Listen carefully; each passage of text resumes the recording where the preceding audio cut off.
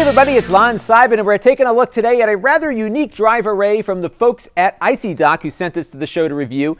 This is a USB 3.0 RAID array. It's 2 drives, and the RAID controller is built in. So that means you can pretty much use this across multiple platforms. That if you set up an array that a Linux and a Mac and a PC could all read, you could just easily swap this around and get all the benefits of a RAID drive without having to depend on the operating system to manage it. A lot of the other drives that we've looked at that support dual drive functions have required the OS to kind of be the intermediary. On this one, there's an actual onboard RAID controller to make that work for you, which I think is pretty flexible. And as you'll see in a few minutes, the performance is pretty good too. So let's take a look at the hardware. So on the front here, you've got 2 drive bays, and I've actually taken the liberty of installing a hard drive in here already so you can see how it works. So you don't need any screws or anything. You just take a bare drive and just pop it on in here, and it will stop here, and then you just finish up the action here by closing the door, and it will be put into place. I would imagine you could probably hot swap these if you're in one of those mirrored RAID configurations. If you have a drive go bad or something, you can just take out the faulty drive and put in a new one, and it will rebuild that array for you. So that's pretty nice. You could use a SSD if you use one of those Icy Dock adapters that we reviewed earlier. So that is pretty handy. The case is aluminum. I actually have another enclosure from these guys that I've been using for quite some time that I bought a couple of years ago, and it's been very, very good. So on the back, you've got a fan. The fan is not automatic, so you can adjust the fan speed here. It gets noisier the faster it goes. It's a tiny fan, so if you want to push a lot of air out, if you're using drives that are heating up more than you'd like, I would suggest turning that fan up quite a bit. Now, there are 4 RAID modes on this device, and they give you some pretty good options for using it. Now, like the fan, it's kind of a manual switch to figure out where you're going to put things, so there's no software control panel. But you have the option of running it as JBOD, which is just a bunch of disks, which means that you can access both drives individually, so you don't get any combined performance or combined space. But if you needed 2 drives, you could access them through this single enclosure.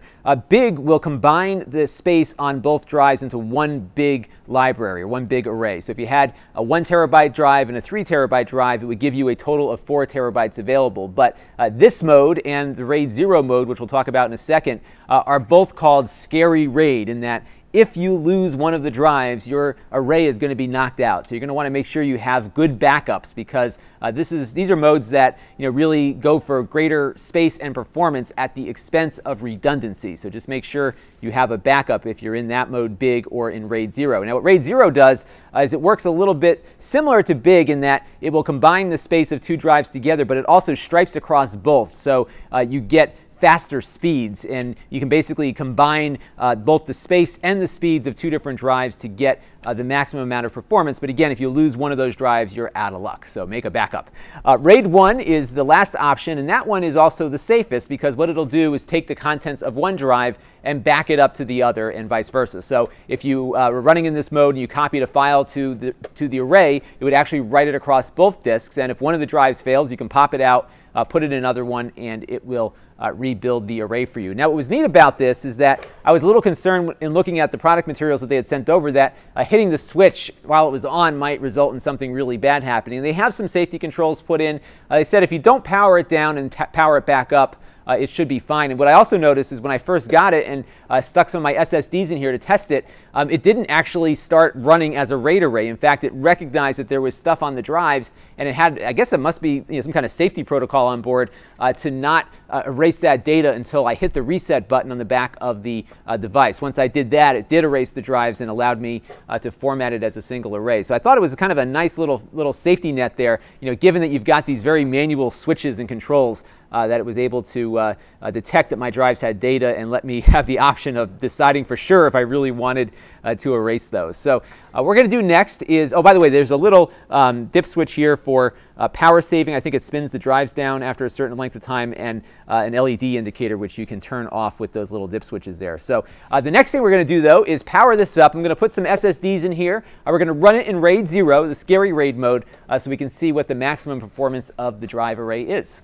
So with our dual SSDs installed and we're connected via USB 3.0 to our Mac here, we're seeing about 340 to 350 megabytes per second in write speeds, and about just shy of 400 megabytes per second in reads, which is actually pretty good, especially considering this is a fairly low-cost enclosure that has its own RAID controller on board. So it's pretty good performance. I'm not upset about that one bit. I think it's running quite nicely. What's neat again too is if we go over to Disk Utility, you can see that it appears as a single device to the Mac. So we have just the disk here installed. Even though we've got 2 drives, we're not seeing appearances of those 2 drives because the enclosure is managing all of the RAID functions. So I think this is a really nice little enclosure. And again, I like it because it has the RAID controller built in, which gives you the flexibility to build a large array or build some custom array based on your particular needs, and then be able to move it to other platforms. So you could use it on Windows, Linux, and Mac and still have access to that RAID fully as it's configured. So I think that is a